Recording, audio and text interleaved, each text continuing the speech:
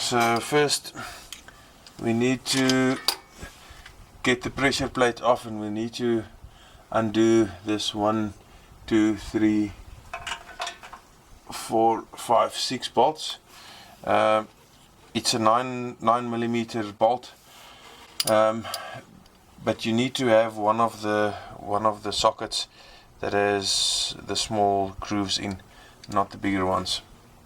So we're going to try and see if we can get them off. And you can already, just before we start with anything else, you can already see the amount of play in this flywheel is a lot more than on the new flywheel. I can actually feel some steel on steel grinding inside, so already a sign that there's definitely something not right. Also in the bell housing, when removing this, you could see a lot of iron or steel filings. So let's get this off.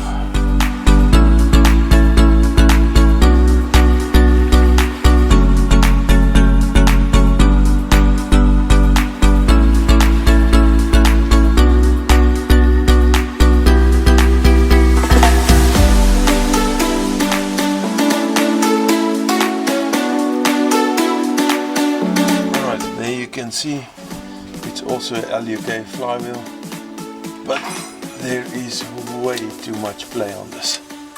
Something that I do want to show you, you can see it's not lining off. This whole part of the flywheel is sitting almost towards that side off center, and that would also explain the vibration, the low frequency vibration, because the one part of the flywheel is actually not sitting center anymore, so creating an off-balance flywheel, causing the vibration, especially at low RPMs.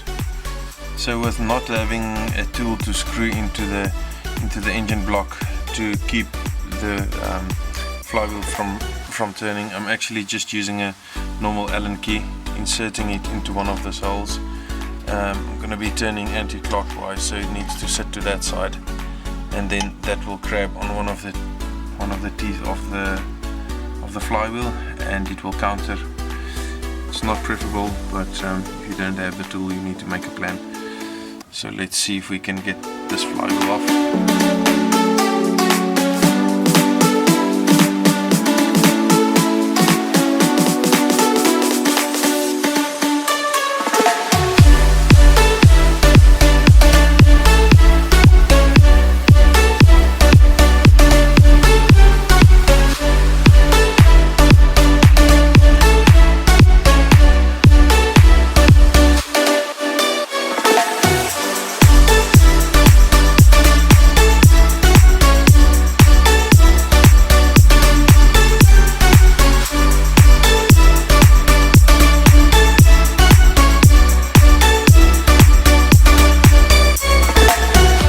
Although there's no sign of any leak, I think I might just pull this one off. The engine has done about 250,000 kilometers. I'll most probably pull off the pulley on the front for the poly V belt to reference the engine to top dead center. That hole in this reference, or in this ring, needs to line up with the top, and with that hole right with the top when it's in top dead center. So I do not have a timing tool for this seal, but I've done the one on the 1.9 TDI, and it works just fine. So I think I'll just do this one as well. Alright, so after struggling with some different tricks to try and get this out, I went ahead and bought the correct extraction tool. I'll now use the proper tool to get this out, hopefully. Let's see.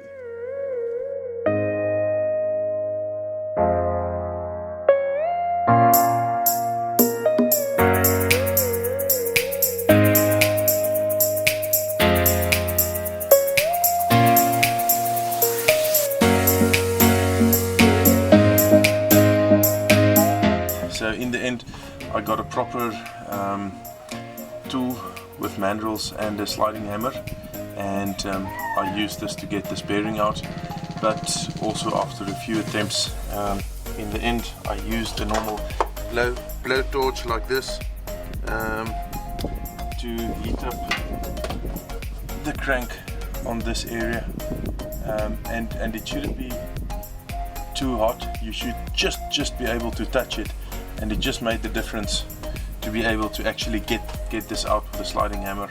And now I'll go ahead and install the new bearing with a normal, what's this, a 13 or 14 mil socket. I'll knock this back in, but this was quite a pain to get out.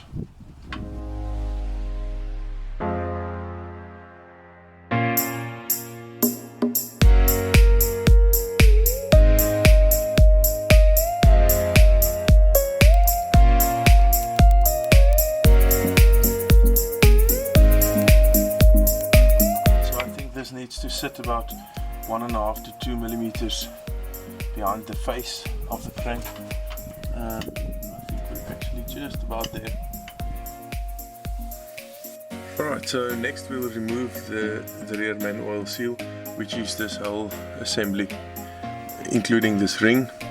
As soon as we've got this off, we'll loosen up that sensor that will go on the new one. We'll clean the surface on the sump below. There you need to put some sealant, and then we'll install the new ring. These holes are the one you need to line up. That little hole there with that knob above, and that hole. That needs to line up for the engine timing. So what I've gone ahead to do was to remove the poly V-belt pulley on the front, and I inserted the cam timing tool so that I'm sure I have topped that center. There is a special tool to install the seal. I have done a previous one which worked just fine, so I'll see if I can do this one as well. I'm gonna screw, I think it's M6 bolts. We're gonna screw one in there, there and there. We'll tighten them to pull this whole seal off towards the side and to pull it off perpendicularly.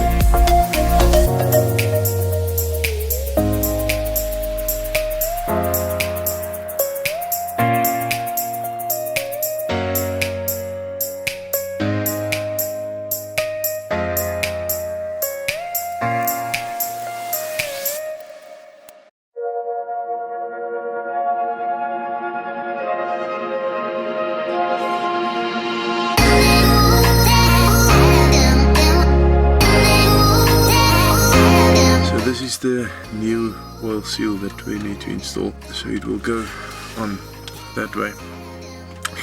You can see the blue inner ring. It's basically just a spacer to open up the seal sitting right in there, and to slide it over. So first what we'll do, we'll screw in the sensor right here, and we'll torque that to 5 Newton meters, and then the rest of the bolts will be torqued to 15 Newton meters.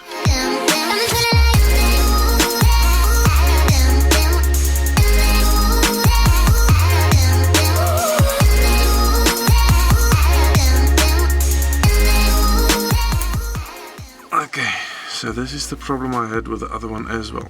So I can feel the seal going off, but now unfortunately the ring stayed behind, which is not a bad thing. Because what I can see now on the seal, I can see all the way around that the seal has actually fitted. Let me just zoom in a little bit.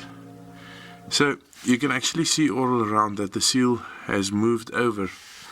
If it's not correctly installed, you can easily see that part of the seal is just flipped over like that, which it's supposed to go on like that.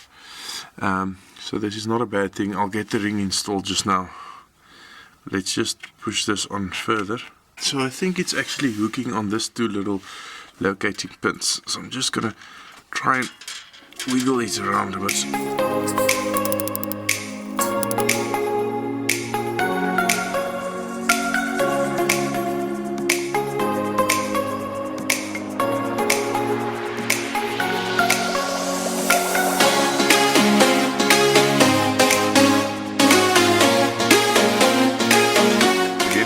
Separated the ring now from the blue guide ring, so we'll try and get that aligned. So the ring is now installed, and that hole there and that little marking, so that's about as good as you'll get the timing. This is the front crank pulley with the poly V-belt pulley. You'll see the poly belt still sitting there, removed, and that's my crank locking tool that I inserted in order to get the engine on top dead center. So this tool, you'll see the mark there. The mark on the pulley on the Amarok needs to sit at about 12 o'clock more or less. This is the T150 tool that you need to use, not the one with the mark sitting on that side where my thumb is now. That's the T10100. That's for an oval pulley on different diesels. The other one does fit on this crank, but it fits loosely, so you can actually take it off. This one, the 150, is supposed to fit really snug, and you should not be able to remove it. Alright, so let's try and put this flywheel on. The bolts are going to be torqued 60 newtons plus 90 degrees, but normally I always do a pre-torque of about 10-20 newton meters just to get them nice and hand tight before I go on.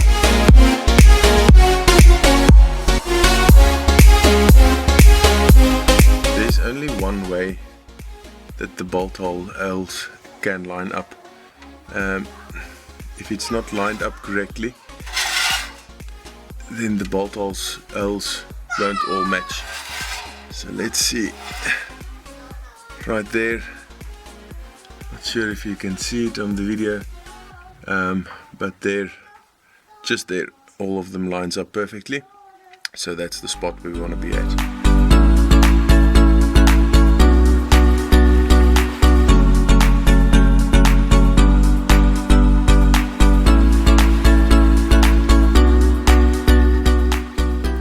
So now we'll do the 90-degree rotation. So I have a fairly big torque wrench, a 70 to 350 Newton meter torque wrench, which is nice and long. It goes all the way down.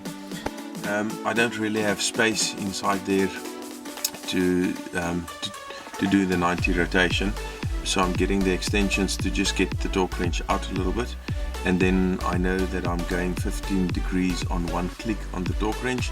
So I'll simply rotate it further for 6 clicks for every bolt.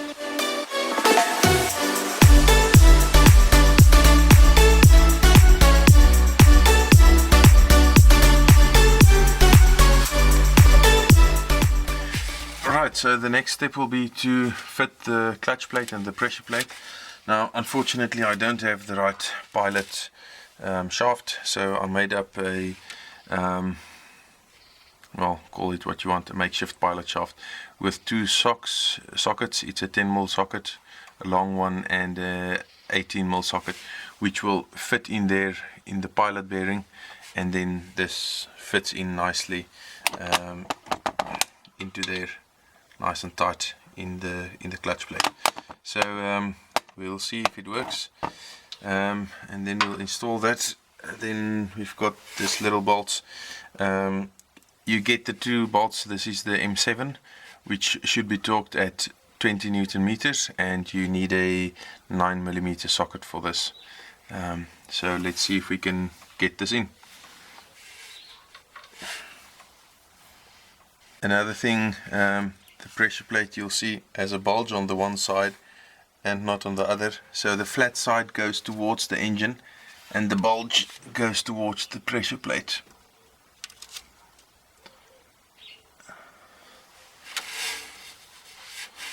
So now let's fit our makeshift pilot shaft.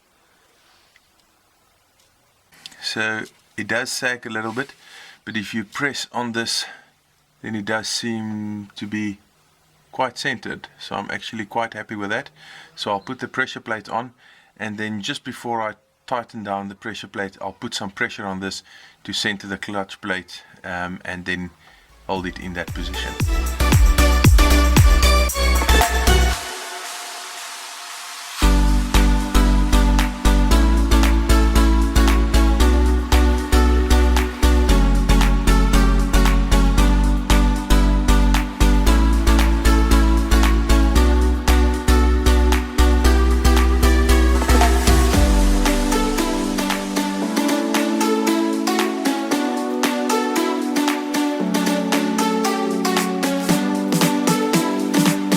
So now with putting the gearbox back, the trick is getting this concentric slave bleeded or bled. So I'll actually get the concentric slave set up, plug it in on this pipe, on my clutch pipe, and then I'll fill the slave with brake fluid first and get that kind of bled out before I actually install it in the gearbox. If I install it in the gearbox, then I can't do anything about the position of the concentric slave itself to get the air out of the cylinder.